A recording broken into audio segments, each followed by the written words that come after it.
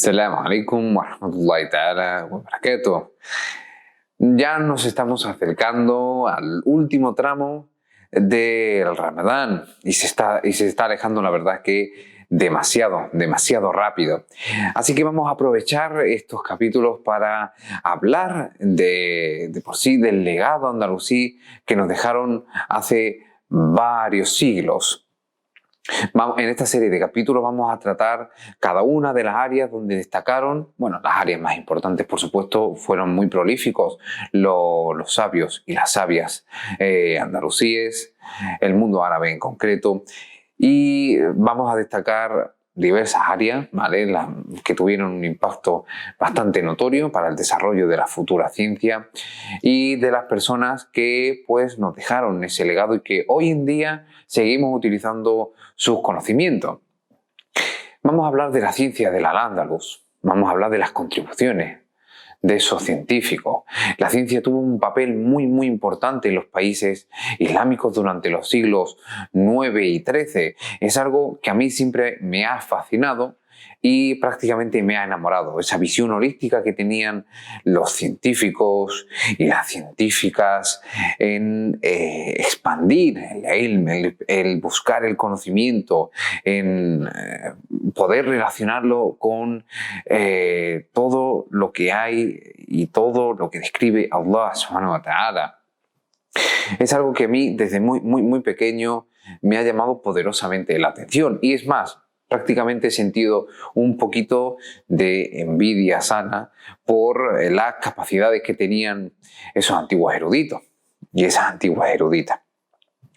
Al igual que otras ciencias, especialmente las matemáticas, el florecimiento de las ciencias árabes fue posible gracias al contacto del mundo árabe con varias culturas, por los terrenos anexionados por el Islam, principalmente la herencia geológica y grecolatina del Imperio bizantino, el propio saber científico persa o la propia astronomía hindú y los conocimientos científicos de la antigua China. Pero vamos a detenernos un momento en esto. ¿Te has fijado cuál era el fin último de esa expansión del conocimiento? Es algo que yo siempre me he preguntado desde pequeño. Y si, como yo, contestaste Allah, estás en lo cierto. Y ahora te voy a lanzar una pregunta personalmente. Bueno, dos preguntas, una sencilla y otra compleja a la vez. Es lo que yo me pregunté y es lo que yo te pregunto a ti. ¿Qué es Allah para ti? Y sobre todo, ¿quién es Allah para ti? La cultura islámica creció poco a poco en su apogeo durante los siglos venideros. Estos conjuntos de conocimientos sumados a la relativa calma y prosperidad que existían en Al-Ándalus durante esos siglos hicieron posible un renacimiento científico y filosófico. Esto, unido al interés personal de determinados líderes políticos, entre los que destaca el propio califa, Al-Ma'mún, hizo de la sabiduría una verdadera casa. Y sin ser exagerados, este mismo califa creó en Bagdad Beit al-Hikmah, la casa de la sabiduría. 2 siglos después, su homólogo, su coetáneo, el califa Fatimí, el Hakim, fundaría en el Cairo Dar el-Ilm, la casa de las ciencias, de la sabiduría, del conocimiento en sí. Desde un punto de vista islámico, la ciencia, el propio estudio de la naturaleza, se considera vinculado con el concepto del Tawhid, la unicidad de Dios, como sucede con todas las otras ramas del conocimiento.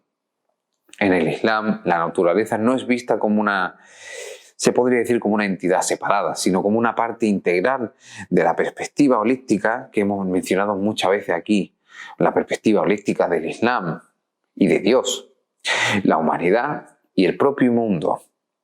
Este enlace implica un aspecto sagrado en la búsqueda del conocimiento científico para los propios musulmanes, siendo así que la propia naturaleza es vista en el Corán como una recopilación de signos que apuntan a lo divino.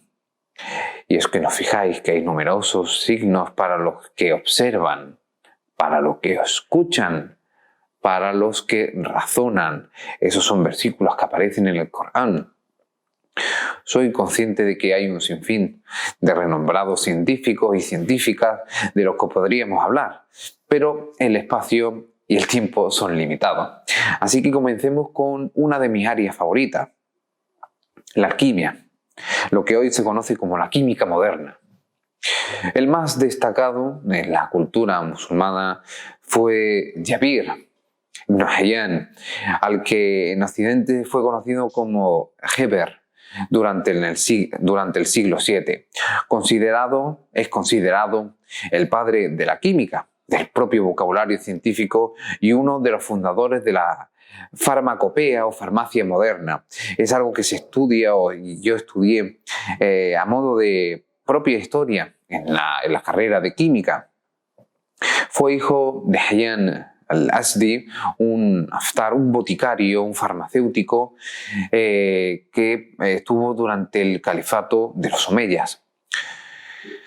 Se convirtió en alumno de un célebre maestro, Jafar al-Sadiq. Afortunadamente para la química, este hombre de genio y energía muy elevada se sintió siempre atraído por las ciencias de la naturaleza y, animado por el imán Jafar al-Sadiq, dirigió su atención al estudio de la composición de las sustancias obtenidas por medio del procesamiento de minerales, el tratamiento de las propias plantas, los animales, la farmacia, la filosofía, la propia astronomía, la medicina y la química. Como veis, es una visión holística, una visión que pocos hoy en día pueden presumir.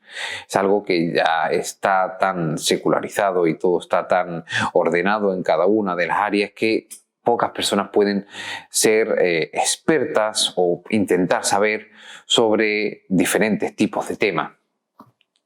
Pero es cierto que escribió muchísimos tratados de carácter científico, principalmente libros sobre la química y los dispositivos mecánicos y el propio estudio de la alquimia. A Jabir se le atribuye la introducción de la metodología experimental en la alquimia, algo que se utiliza en los laboratorios a la hora de intentar encontrar información a través de la práctica y la práctica y la práctica. A la hora de intentar encontrar información sobre alguna molécula, sobre algún beneficio que nos pueda resultar útil, la práctica está ahí, la alquimia está ahí, Jabir y su conocimiento está ahí. Inventó muchos tipos de equipos de laboratorio químico, ahora que son básicos en el día a día de cualquier científico que se dedique a cacharrear en los laboratorios. Y todavía se utilizan hoy en día. Son, por ejemplo, el alambique, algo tan extensamente utilizado a la hora de destilar. En el siglo XX se utilizaba muchísimo a la hora de elaborar perfumes y ungüentos propios. Un alambique hecho de cobre que servía para destilar, es algo que se utiliza. Es cierto que ahora esos equipos pues están más modernos, todos ahora son de cristales, no son de metales, pero el concepto está ahí. Como he dicho, Jabir está ahí. La destilación fue fácil gracias a él, gracias a sus conocimientos, gracias a lo que aportó. Fue segura y eficiente. Y con los descubrimientos que él hizo y sus descripciones de muchas sustancias y procesos químicos, ahora que son comunes a la hora de estudiar las materias, sus aportaciones se han convertido en la base de la química y de la propia ingeniería química actuales. Quiero que os quedéis con esta mini biografía de este interesante científico y cómo la propia alquimia ayudó al avance de las materias y de la ciencia en el propio Islam. Una ciencia que para mí personalmente es materia favorita, materia de estudio, materia a la que yo me quiero dedicar. Esa visión holística es una visión que a mí siempre me ha enamorado y que inshallah quiero compartir con vosotros para que vosotros enamoréis como yo de ella. Hasta el siguiente capítulo con un poquito más de ciencia. Salam alaikum wa rahmatullah.